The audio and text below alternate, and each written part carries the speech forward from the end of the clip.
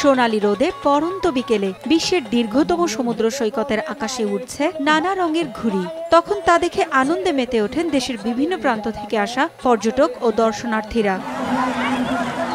বেড়াতে আসা অনেক পর্যটক নাটাই নিয়ে বালিয়াড়িতে ঘুড়ি উড়াতে ব্যস্ত।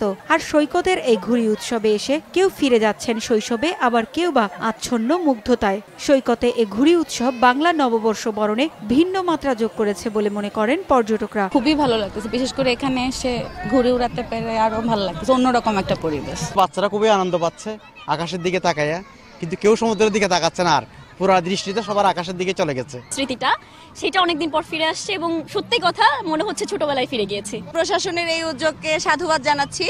এই ধরনের নতুন নতুন উদ্যোগ আরো নেওয়া হোক। আমি চাইবো প্রতি বছরই এরকম ঘুড়ি উৎসব করা হয়, যাতে করে পয়লা বৈশাখে আমাদের পর্যটকের সংখ্যা আরো বৃদ্ধি পায়। পহেলা বৈশাখে এবারই প্রথমবারের মতো সৈকতে বালিয়াড়িতে আয়োজন করা হয় গান, ঘুড়ি উৎসব ও র্যালি।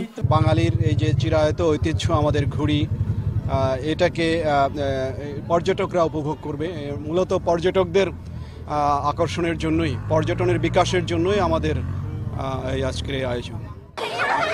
পহেলা বৈশাখকে ঘিরে সৈকতের লাবণী, সুগন্ধা ও কলাতলি পয়েন্টে ভিড় করে প্রায় ৩ লাখের বেশি পর্যটক ও স্থানীয় দর্শনার্থী। সময় সংবাদ, কক্সবাজার।